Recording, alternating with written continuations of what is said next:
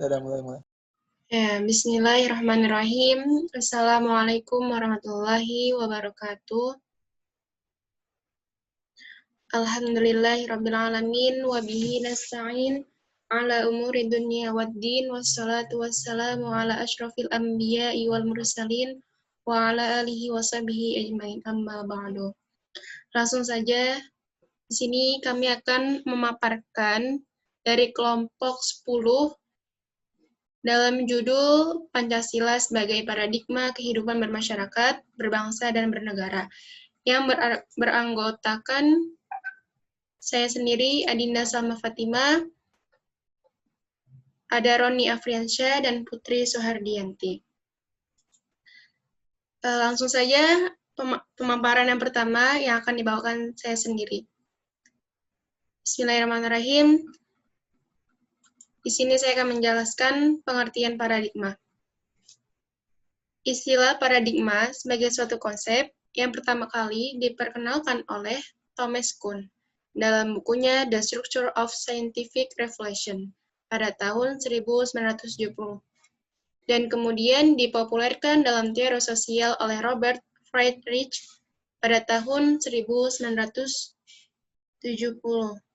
Ia mengatakan, intisari dari pengertian paradigma adalah asumsi-asumsi dasar dan asumsi-asumsi teoritis yang umum, yang mana merupakan suatu sumber nilai, sehingga merupakan suatu sumber-sumber hukum, metode, serta penerapan dalam ilmu pengetahuan, sehingga sangat menentukan sifat, ciri, serta karakter ilmu pengetahuan itu sendiri. Jadi, yang pertama kali memperkenalkan paradigma ini, ya Thomas Kuhn dalam bukunya The Structure of Scientific Reflection. Dan adapun yang mempopulerkan yaitu dalam teori sosialnya oleh Robert Friedrich pada tahun 1970. Nah, apa sih intisari paradigma? Yaitu cara orang melihat diri mereka sendiri dan lingkungan yang akan mempengaruhi pemikirannya sendiri, sikapnya, dan perilakunya.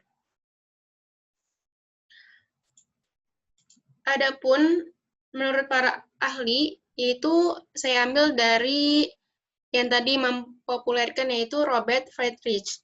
Bahwasanya ia mengatakan paradigma adalah dasar pandangan disiplin pada apa materi pelajaran yang harus dipelajari. Lanjut, yakni Pancasila sebagai paradigma pembangunan nasional. Ini contoh dari bentuk paradigma dalam pembangunan nasional.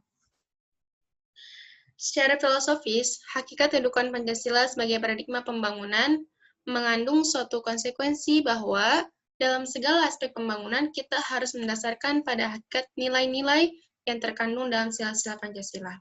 Sedangkan pembangunan yang berdasarkan pada nilai-nilai Pancasila tersebut dilaksanakan mulai dari tahap perencanaan, pelaksanaan, maupun dalam penguasaan. Jadi, pembangunan nasional ini adalah pada hakikatnya sebagai tindakan pengamalan nilai-nilai dari Pancasila. Jadi, pembangunan nasional itu hakikatnya itu yang mengamalkan nilai-nilai Pancasila yang kita ketahui, ketuhanan Yang Maha Esa, dan lain sebagainya.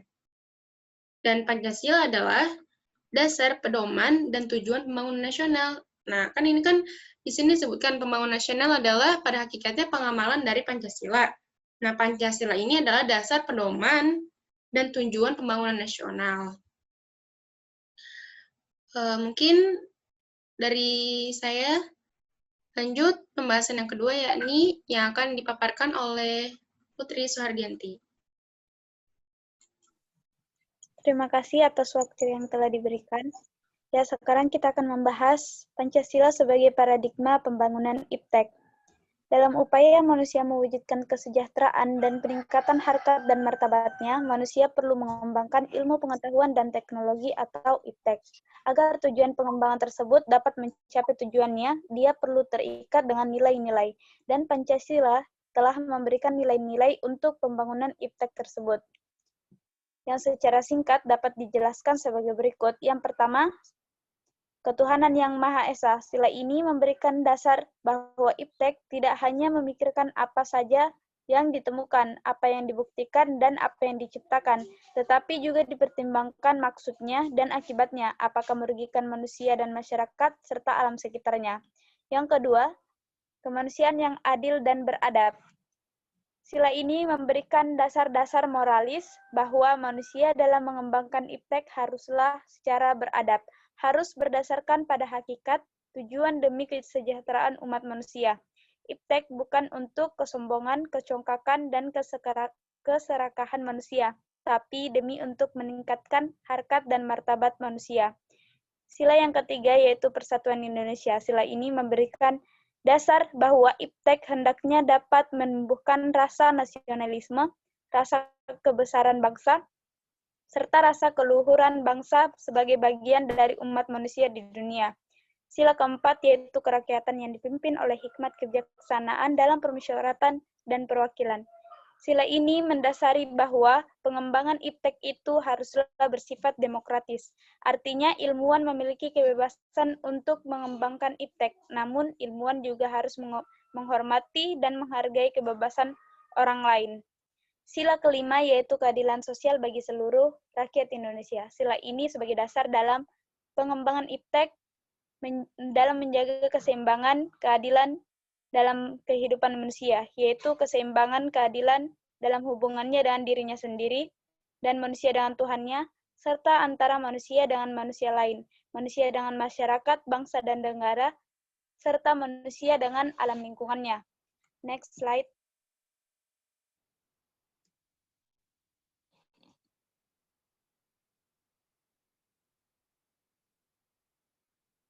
Pancasila sebagai paradigma pembangunan Polek-Sosbud-Hankam. Pembangunan Polek-Sosbud-Hankam sering juga diungkapkan dalam pelaksanaan pembangunan manusia seutuhnya atau pembangunan manusia secara lengkap. Pembangunan seluruh unsur hakikat manusia sebagai makhluk monopluralis atau dengan kata lain, membangun martabat manusia. Yang pertama, Pancasila sebagai paradigma pengembangan bidang politik. Pembangunan dan pengembangan politik adalah A. Benar-benar untuk merealisasikan tujuan harkat dan martabat manusia. B. Menciptakan sistem yang menjamin hak-hak asasi manusia. C. Dalam rangka menciptakan kekuasaan negara yang berdasarkan kekuasaan rakyat, bukan kekuasaan perorangan atau kelompok. D. Untuk memberikan dasar moral supaya negara tidak berdasarkan kekuasaan, tetapi atas dasar budi pekerti kemanusiaan serta memegang teguh cita-cita moral rakyat yang luhur. Yang kedua, Pancasila sebagai paradigma pembangunan ekonomi yang berdasarkan paradigma pengembangan ekonomi berdasarkan Pancasila bukanlah hanya mengejar pertumbuhan saja, melainkan juga demi kemanusiaan dan demi kesejahteraan seluruh bangsa. Jadi, pengembangan ekonomi bangsa berdasarkan atas kekeluargaan seluruh bangsa dan pengembangan ekonomi tidak dapat dipisahkan dengan nilai-nilai kemanusiaan, karena hal tersebut didasarkan pada kenyataan bahwa tujuan ekonomi itu sendiri adalah untuk memenuhi kebutuhan manusia agar manusia menjadi lebih sejahtera. Yang ketiga, Pancasila sebagai paradigma pengembangan sosial budaya. Paradigma pengembangan sosial budaya pada masa reformasi haruslah mengangkat nilai-nilai yang tercantum dalam Pancasila. Dalam prinsip etika Pancasila pada hakikatnya bersifat humanistik, yaitu nilai Pancasila berdasarkan pada nilai yang bersumber pada harkat dan martabat manusia sebagai makhluk yang berbudaya, sebagaimana yang termaktub dalam sila kedua pada Pancasila, yaitu kemanusiaan yang adil dan beradab. Oleh sebab itu, dalam rangka pengembangan sosial budaya, maka Pancasila merupakan sumber normatif bagi peningkatan humanisasi dalam bidang sosial budaya. Yang keempat, Pancasila sebagai paradigma pengembangan Hankam. Dengan pengertian seperti itu, maka keamanan merupakan syarat mutlak untuk tercapainya kesejahteraan warga negara. Adapun demi tercapainya integritas seluruh masyarakat negara diperlukan suatu pertahanan negara, dan untuk diperlukan aparat keamanan negara dan aparat penegak hukum negara. Oke, next slide. Pancasila sebagai paradigma reformasi. Secara etimologis, reformasi berasal dari kata reformation dengan akar kata reform, yang berarti make or become better by removing or putting right what is bad or wrong, yang secara harfiah berarti reformasi memiliki makna suatu gerakan untuk memformat ulang, menata ulang, atau menata kembali hal-hal yang menyimpang untuk dikembalikan pada format atau bentuk semula sesuai dengan nilai-nilai ideal yang dicita-citakan rakyatnya. Dalam kutipan Riswanda tahun 1998. Yang kedua, gerakan reformasi dan ideologi Pancasila. Dalam perjalanan sejarah bangsa Indonesia, ideologi Pancasila tidak selalu diletakkan dalam kedudukan dan fungsi yang sebenarnya. Hal tersebut dapat dilihat dalam beberapa kejadian sebagaimana digambarkan dalam hal berikut ini. Yang pertama, masa Orde Lama. Misalnya, terjadinya gerakan Nasakom, pengangkatan Presiden Soekarno sebagai presiden seumur hidup. Terjadinya praktek-praktek diktator dalam pemerintahan.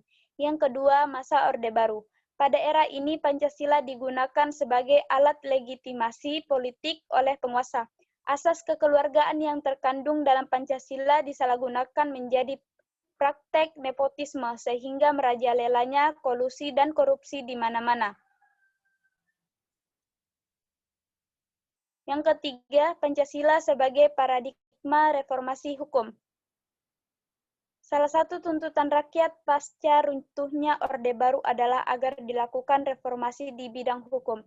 Dalam Orde Baru, kerusakan yang paling parah adalah di bidang hukum, baik dalam hal produk-produk hukum yang dihasilkan maupun dalam penegakannya. Kondisi tersebut mengakibatkan makin menjauhnya nilai-nilai kemanusiaan dan menjauhnya rasa keadilan dari masyarakat Indonesia.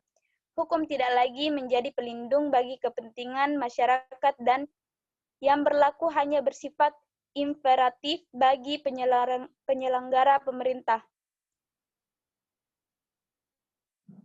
Dengan berbagai alasan tersebut, maka dipandang perlu dilakukan reformasi di bidang hukum, yakni hukum yang sesuai dengan nilai-nilai yang terkandung dalam Pancasila.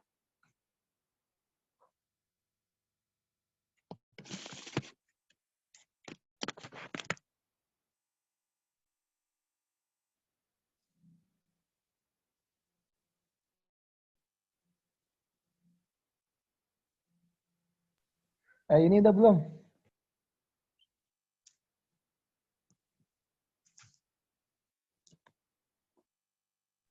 What? Maaf. Sekian dari saya. Saya kembalikan pada moderator. Terima kasih kepada Putri Sardianti yang telah memaparkan penjelasannya. Lanjut, penjelasan berikutnya yang akan dipaparkan oleh Roni Afriansyah. Waktu dipersilakan. Ya, terima kasih. Materi selanjutnya ialah Pancasila sebagai paradigma reformasi politik. Reformasi atas sistem politik. Sebagaimana kita ketahui bahwa sistem politik dan mekanisme demokrasi yang berlaku pada era Orde Baru adalah berlandaskan pada undang-undang yang antara lain sebagaimana berikut. Yang pertama, Undang-Undang tentang Susunan dan Kedudukan MPR, DPR, dan DPRD. Atau Undang-Undang Nomor 16 Tahun 1969 JIS, Undang-Undang Nomor 5 Tahun 1975 dan Undang-Undang Nomor 2 Tahun 1985. Selanjutnya Undang-Undang tentang Partai Politik dan Golongan Karya atau Undang-Undang Nomor 3 Tahun 1975 JO, Undang-Undang Nomor 3 Tahun 1985. Dan yang terakhir, Undang-Undang tentang Pemilihan Umum atau Undang-Undang Nomor 15 Tahun 1969 JIS, Undang-Undang Nomor 4 Tahun 1975, Undang-Undang Nomor 2 Tahun 1980, dan Undang-Undang Nomor 1 Tahun 1985. Jadi pada reformasi sistem politik ini, pada zaman era Orde Baru seperti ini, maka sistem politik harus berdasarkan kepada undang-undang yang sudah saya sebutkan, yang 3 itu. Yang pertama, Undang-Undang tentang Susunan dan Kedudukan MPR, DPR maupun DPRD, kemudian tentang partai politik dan golongan karya, dan tentang pemilihan umum, itu atau Undang-Undang Nomor 15 tahun 1969. Ya, next.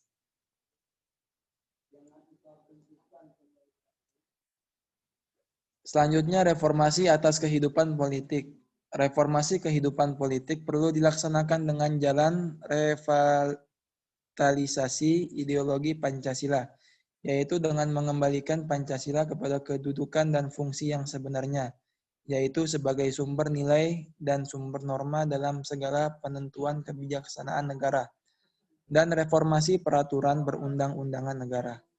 Reformasi kehidupan politik juga dilakukan dengan meletakkan cita-cita kehidupan kenegaraan dan kebangsaan dalam kesatuan waktu, yaitu nilai masa lalu, masa kini, dan masa mendatang. Jadi pada reformasi kehidupan politik ini, ideologi Pancasila itu adalah mengembalikan Pancasila kepada kedudukan dan fungsi yang sebenarnya. Apa sih fungsi Pancasila itu? Yaitu sebagai sumber nilai atau sumber norma dalam segala penentuan kebijaksanaan negara. Dan juga sebagai reformasi peraturan perundang-undangan negara. Jadi Pancasila itu dikembalikan kepada fungsi dan kedudukan yang sebenarnya. Lalu reformasi kehidupan ini juga menjadi cita-cita atau kehidupan kenegaraan dan kebangsaan dalam kesatuan waktu, yaitu bisa menjadi nilai di masa lalu, masa kini, dan masa yang akan datang. Ya, next.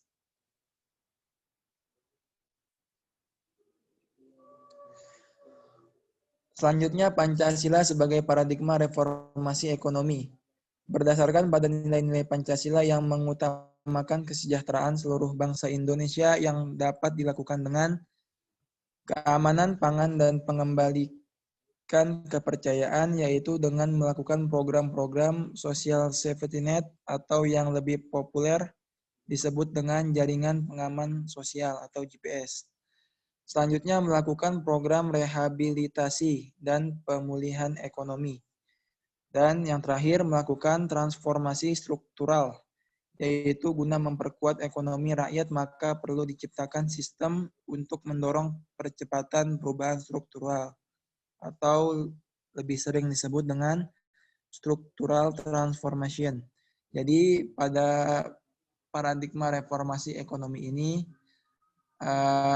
maka kesejahteraan seluruh bangsa Indonesia ini dapat dilakukan dengan 3 cara. Ini yang telah saya sebutkan. Sebagai yang pertama itu menjaga keamanan pangan dan mengembalikan kepercayaan warga, yaitu dengan melakukan program-program tertentu atau seperti contohnya social safety net atau lebih populer dengan jaringan pengaman sosial. Lalu melakukan atau mengadakan program rehabilitasi dan pemulihan ekonomi. Nah, mungkin ini yang kedua ini lebih identik dengan ekonomi.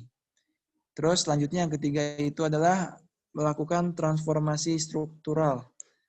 Nah, mungkin ini salah satu cara juga untuk memperkuat ekonomi rakyat dan mendorong percepatan perubahan struktural yang ada di negara kita. Ya, next. Ya, mungkin sekian dari saya. Kurang lebihnya saya minta maaf. Saya kembalikan kepada moderator. Ya, terima kasih atas paparannya, Roni Afriansyah. Mungkin ini saja dari kami. Sekian dan terima kasih. Wassalamualaikum warahmatullahi wabarakatuh. Waalaikumsalam warahmatullahi wabarakatuh.